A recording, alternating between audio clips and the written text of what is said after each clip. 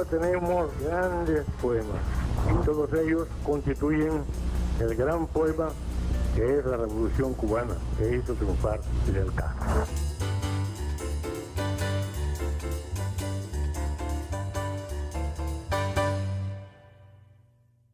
Saludos, gracias por acompañarnos en esta emisión de Los de la Unión. Hoy voy a estar conversando con un hombre que es un realizador todo imagen y va a comentarnos cómo llegó hasta el medio televisivo y se ha quedado allí.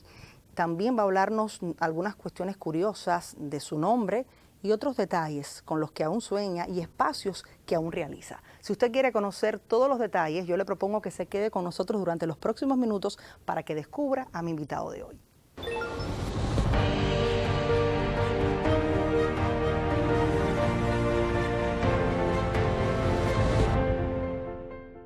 Todo un gusto recibir a Freddy Moros. Bienvenido a Los de la Unión. Gracias por la invitación. ¿Freddy o Federico? Freddy, eso tiene su historia. Cuando yo nací,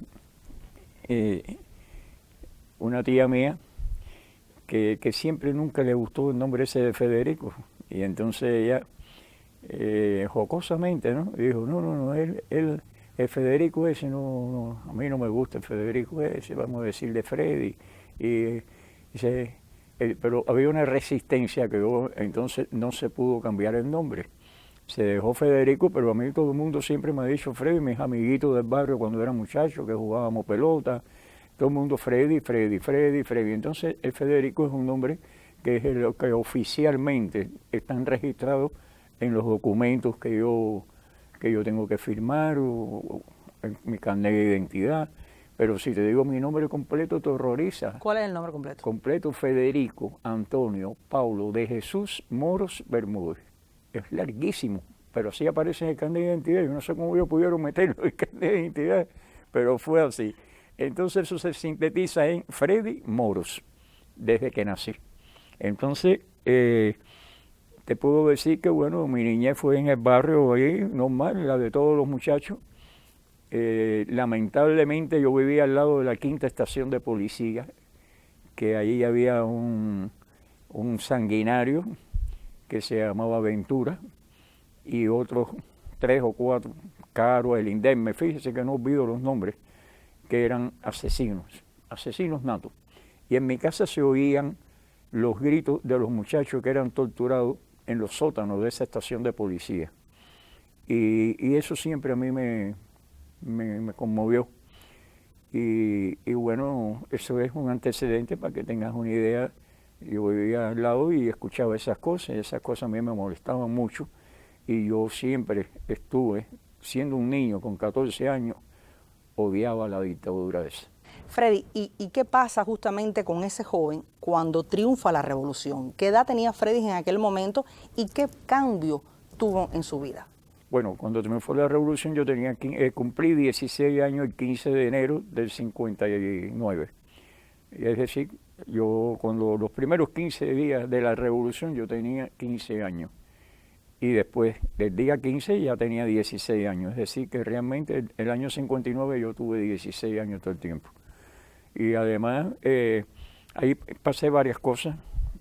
Subí los 5 picos, pasé una escuela de instrucción revolucionaria, tuve varias actividades. Fui a parar a trabajar entonces en el Comité Central de lo que había en aquel momento, que era la ORI, y después el Partido Unido de la Revolución Socialista en Prado y Teniente Rey.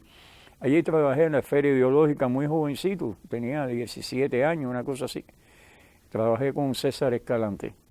Allí yo era instructor político, porque ya había pasado a la escuela esta, que era para eso. Y demás, se decide mandar al compañero Reinaldo Infante Uribazo, director del noticiero de televisión. Y él y César Escalante decidieron que el equipo que había allí, que éramos 8 o 10 compañeros que hacíamos la tarea política, que yo fuera con él para el noticiero. Freddy, en ese momento estamos hablando de un joven de 17, 18 años. Llega entonces a la televisión. ¿Cuál había sido la relación con la televisión? Solamente como espectador, ¿qué pasó con ese Freddy que llega a un nuevo mundo? Yo en la televisión lo que me sentaba a ver normalmente como cualquier ciudadano. Para mí eso fue un imprevisto, pero para mí era algo seductor. Cuando me dijeron que vas para la televisión, para mí eso fue... Y entonces allí, y lo primero que me orientaron, ya iba a cumplir 19 años, una cosa así, y yo fue que conociera todo el sistema del noticiero. Estuve un año en esa tarea y posteriormente ya me dejaron como jefe de información. Y bueno, ahí estuve años haciendo la labor de jefe de información. Posteriormente fui subdirector del noticiero de televisión también. Fui director de la revista de la mañana muchos años, hasta su desaparición con el periodo especial. Y además, esto yo lo mezclaba siempre con actividades técnico-profesionales. Ya más adelante estuve en Nicaragua. Y cumplí misión internacionalista y fui corresponsal de guerra también. Y además, en Nicaragua yo era asesor del sistema sandinista de televisión y profesor, ya joven, tenía ya 30 años más o menos. Ya yo ahí le daba clases a los compañeros porque la televisión era somocista. Y cuando el Frente Sandinista de Liberación Nacional asume ese canal, pues entonces sus compañeros no estaban muy preparados y por eso fue una misión que me dieron a mí en aquel momento. Bueno, la docencia siempre ha estado muy unida a la labor de Freddy Moro, pero antes de llegar a la docencia, a los libros, yo quiero regresar a esa etapa de televisión porque no solamente llegó allí como directivo, como jefe de información, sino que se volvió en un realizador y un estudioso del lenguaje técnico del medio. Hablemos entonces de esos momentos de la puesta en escena del noticiero, de muchos programas en vivo, cómo se vivía en aquellos instantes que distan un poco de lo que sucede hoy, que hay más espacios grabados, hay posibilidades, por supuesto, de la internet o de la inteligencia artificial en menor representación, pero existe hoy en nuestra programación. ¿Cómo era aquel tiempo, Freddy? Era fílmico, se grababa en película. Incluso cuando uno hacía una entrevista, se hacía con un equipo que se llamaba Auricón, que grababa simultáneamente el sonido y la imagen. Pero la imagen televisiva no es con las facilidades que hay ahora. Por ejemplo, nosotros teníamos un corresponsal en cada provincia, eran 6 provincias en aquel momento, y en cada provincia había un camarógrafo o 2 camarógrafos. Por ejemplo, Santiago de Cuba tenía 2 camarógrafos, Bebo Muñiz y San Ciprián. En Holguín teníamos a Tolosa. Entonces esos compañeros era una tragedia cuando filmaban algo. Te puedes imaginar que filmaban, tenían que ir a los ómnibus y enviarnos las películas sin revelar porque se revelaba en La Habana, en un ómnibus, en un automóvil o con alguien que viniera a La Habana. Ese alguien llamaba al noticiero y decía, mire, yo tengo aquí unas películas para ustedes, y nosotros las mandábamos a buscar. Cuando venía por ómnibus sí nos llamaban ellos y nos decían, mira, esto va en el ómnibus tal. Había una comunicación en ese sentido, pero era engorroso. Si tú hacías una entrevista con un Auricón, que a veces te tomaba 500, 600 pies de material, pues había que revelarlo. Y el revelado se demoraba unas cuantas horas. Es decir, que la inmediatez era relativa. Teníamos todos estos inconvenientes. Además, de ahí surgió la idea del noticiero del cierre, porque nos daba más margen. Si una película salía de Santiago por la mañana, todavía teníamos margen de poderla poner, porque el ómnibus se demoraba 10, 12 horas. Es decir, era todo un mecanismo engorroso. Pero interesante, porque te obligaba a aprender a la fuerza. Ahí no podía, tú te das cuenta, no tenías margen de perder tiempo. Bueno, interesante. Usted me narra cómo era el sistema productivo de aquel momento y realmente era engorroso. No lo concibo con los tiempos de ahora en que hay un FTP donde se mandan algunos reportes por WhatsApp y por otras vías, pero es interesante saber cómo en aquel tiempo un tanto se gestaba la información y los espacios desde nuestra televisión. Usted también estuvo al frente de la dirección como director de emisión, es decir, ponchando, decidiendo, porque ya me imagino que cuando llegó la etapa de la revista de la mañana, un espacio muy popular, ya estas condiciones habían cambiado un poco. ¿Qué recuerda de ese momento? Yo fui jefe de información. Mi misión era que en el noticiero de televisión saliera todo lo que fuera necesario que saliera. Lo importante, darle cobertura a las actividades. Esa fue una tarea que yo estuve haciendo durante muchos años. Es decir, yo tenía que asegurar la cobertura informativa del noticiero de televisión. Imagínate que había que estar atento a las provincias también. Yo tenía que darle órdenes a los camarógrafos de provincia, que eran como 7 o 8 camarógrafos, y además de eso, estar al tanto de qué ocurría en una provincia que fuera importante, además de las disposiciones de ellos, de saber que en la provincia hay tal actividad. Pero habían algunas que las sabían en La Habana, pero no las sabían ellos hasta que el acontecimiento no llegara allá, y había que advertirle con anticipación. Y además de eso, estuve director de la revista de la mañana varios años, y la revista la preparábamos, empezábamos a prepararla de la noche anterior. Pero yo tenía que estar ahí a las 5 y pico de la mañana para revisarlo todo. Lo revisábamos yo y otro compañero, pero había que revisar los materiales, ver lo que salieran bien, qué ponemos aquí, qué ponemos acá, esta entrevista entra aquí, este anuncio de tal actividad entra aquí, todo eso había que hacerlo. Y la revista duraba 1 hora, 1 hora y media. Llegábamos a las 5 de la mañana y ahí teníamos que revisar algunas cosas que llegaban durante la madrugada, llegaban en otros, ya teníamos video. En aquel momento se trabajaba con un tipo de casete que se llamaba Omatic y otros que se llamaban Betacam. No existían los sistemas digitales todavía. Y entonces se editaba muy temprano, o de madrugada o por la noche. Había que editar porque por la mañana no tenías tiempo ninguno. Había que salir al aire a las 7 de la mañana. 6:30 o 7 de la mañana salíamos al aire. Y entonces la revista... fue así, salió, fue un invento que se hizo y bueno, dio resultados. Bueno, la prueba está que aún existe y ya eso hace 30 o 40 años. Es decir, hoy la revista Buenos Días es lo que era la revista de la mañana. mañana. Los compañeros le cambiaron el nombre posteriormente y le pusieron Buenos Días. Nosotros le pusimos Revista de la Mañana en aquella ocasión porque nosotros era como una revista. La concepción era poner de todo. De todo, eso tenía de todo. Bueno, más o menos como ahora, que tiene de todo. El sistema de su estructuración sigue siendo el mismo, con algunas variantes, porque lógicamente en el mundo digital las cosas son más bellas, son más... ¿Te das cuenta? En una época que la televisión era en blanco y negro.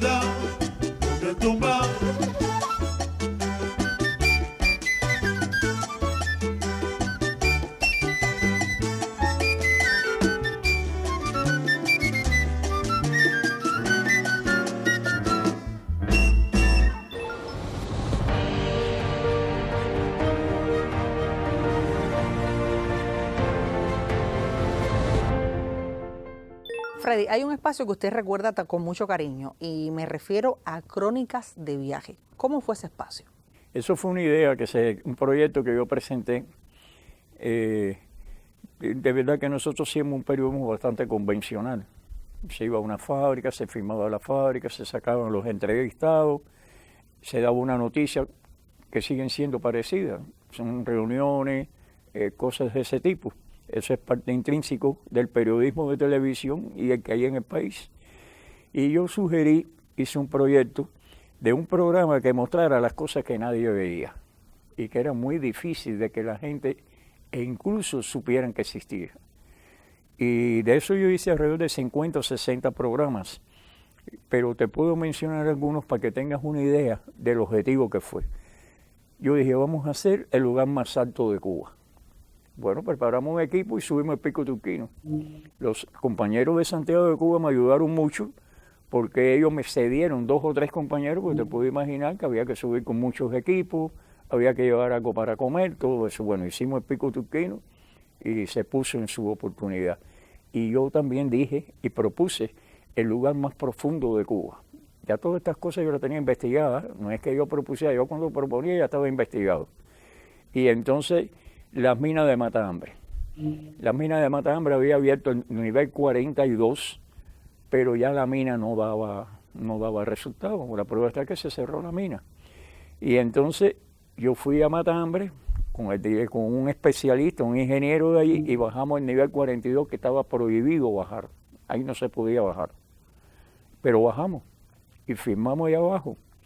Y tengo la satisfacción de que ellos me pusieron un sello, que es un casco de minero, que lo daban excepcionalmente y me lo pusieron allá abajo.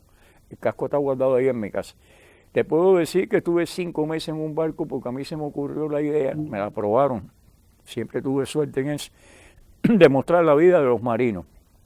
Yo filmé en Cuba una serie de imágenes en la motonave Juárez, incluyendo el capitán, el puesto de mando. Hice muchas imágenes de eso y las dejé aquí. Y entonces me fui en el barco, filmábamos en el barco las mismas cosas, pero no se podían mandar. No había solución, era un viaje Habana, Panamá, cruzar el canal de Panamá, que para mí eso era precioso, la experiencia esa. Y de ahí ir a Japón. Entonces firmamos el viaje completo, pero yo a lo largo del viaje, por fonía, mandaba a La Habana, que eso sí se podía hacer, igual que ellos decían, el barco tenían que dar un parte donde ubicaban el barco por si cualquier circunstancia que existiese. Y yo mandaba esos mensajes a La Habana, las imágenes, como si estuvieran navegando, ya estaban hechas, pero eran iguales. Y entonces los poníamos a ellos como navegando, hacíamos una simulación. Interesante, Freddy. Usted, yo lo había presentado realizador, alguien apasionado por la televisión, pero usted también tiene un espíritu aventurero y eso lo reseña en cada una de estas experiencias, donde también requería de una visión, de pensar cómo contar estas historias y cómo ser genuinamente un emprendedor. Hablemos entonces de otro de los proyectos que lo mantiene muy activo, vinculado con la UNIAC, vinculado con la enseñanza y también con las nuevas generaciones. ¿Cuál es ese espacio que sé que hace poco ha tenido su realización en nuestra sede? Bueno, para empezarte, yo llevo en la UNIAC alrededor de 50 años, miembro de la UNIAC, o algo más. Y además de eso, decirte que yo lo sabes que yo he publicado, tengo 16 libros y folletos publicados que abordan los temas de la televisión. Pero además tengo 2 libros de poesía publicados, de lo cual yo nunca hablo, eso fue una etapa que yo quise hacerlo, pero está ahí y es una cosa que ya uno hizo en su vida. Pero en la UNIAC yo siempre he apreciado mucho mi organización, porque soy también fundador de la Unión de Periodistas de Cuba. Y entonces la UNIAC para mí es algo muy bello. Yo siempre he respetado mucho la UNIAC porque muchos intelectuales de los que había allí, algunos los entrevisté o los mandé a entrevistar. Yo tuve algunos contactos personales con Guillén. Los compañeros que atendían la UNIAC siempre tuvieron muy buenas relaciones conmigo porque el noticiero de televisión, yo era jefe de información y yo atendía mucho las cuestiones estas de la UNIAC. Pero además de eso, la UNIA siempre me ha apoyado en algunos proyectos y eso.